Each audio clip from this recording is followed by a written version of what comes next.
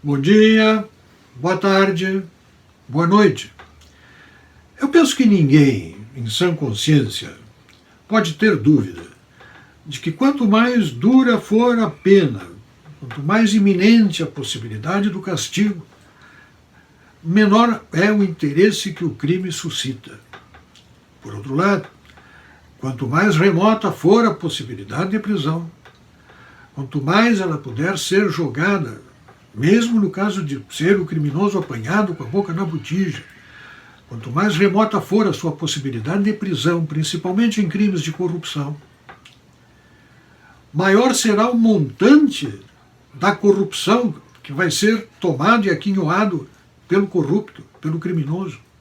Porque o interesse dele é ter o maior volume de recursos à sua disposição para contratar os melhores advogados e jogar a sua condenação para as calendas gregas, para depois da ressurreição dos mortos. E assim foi no Brasil durante um bom tempo.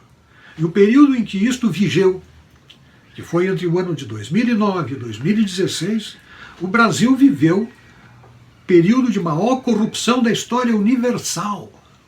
Está no estímulo proporcionado por uma regra tomada da Constituição ao arrepio de todo o senso moral.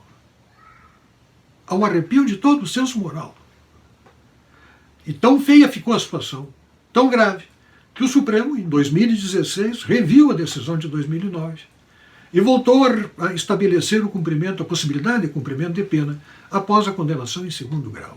Quando já não há mais a suposição de inocência, a presunção de inocência, porque o réu já foi condenado em segunda instância por 3 ou 4 magistrados, tendo sua culpa reconhecida. Portanto, em perfeitas condições de cumprir a pena e seguir com os recursos que são normalmente recursos de natureza formal, concebidos pelo Código de Processo Penal brasileiro. Proporcionados. E nós vimos quanto isso é utilizado e jogado. Mas para impedir o cumprimento de pena, isso é estimular a criminalidade. Nós vimos as consequências disso. Em 2016, quando a regra mudou, fila para confessar, porque a porta da prisão estava ali perto. E nesse momento fazem-se todos os negócios possíveis, as delações, dinheiro devolvido, acertos, acordos, formas de pagamento, dinheiro vindo do exterior, recuperação, bilhões. Bilhões. E graúdos na cadeia, ministros na cadeia, presidente da República na cadeia, coisa que nunca se viu no país, grandes empresários. Claro que isso provoca mal-estar em certas elites nacionais, é óbvio. Mas será que isso ecoa, este tipo de reclamação ecoa no Supremo Tribunal Federal? Mas que sensibilidade é essa? A que essa sensibilidade? O que a move e comove?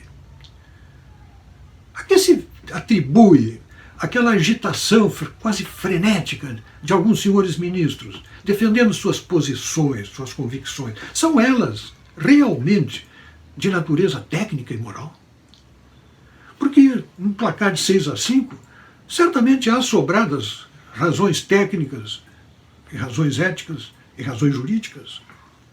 Mas será que não passa na cabeça daqueles que querem retornar à situação anterior e abrir a porta das cadeias para que aqueles que roubaram a nação voltem às ruas?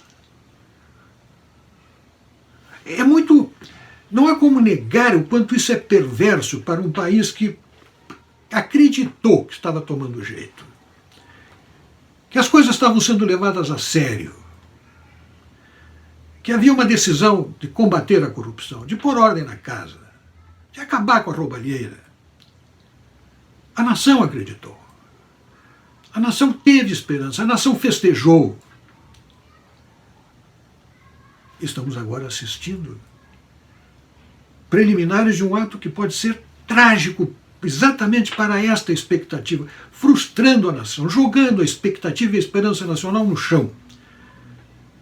Por decisão movida por um orgulho de natureza pessoal, que o meu ponto de vista haverá de prevalecer sobre o teu ponto de vista, e dane-se a nação, dane-se a pátria, dane-se o povo brasileiro, rebelem-se os que quiserem se rebelar na sua inconformidade, porque a minha vontade haverá de prevalecer contra a moral.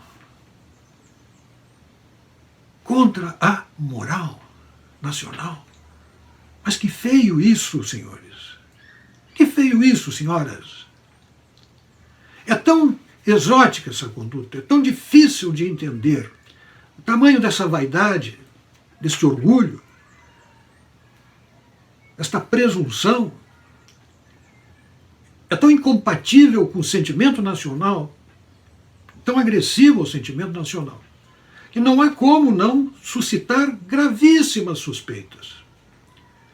A busca de algo para justificar tal conduta não pode se afastar do quadro de terríveis suspeitas que certamente ocuparão o juízo que nós faremos dos senhores ministros.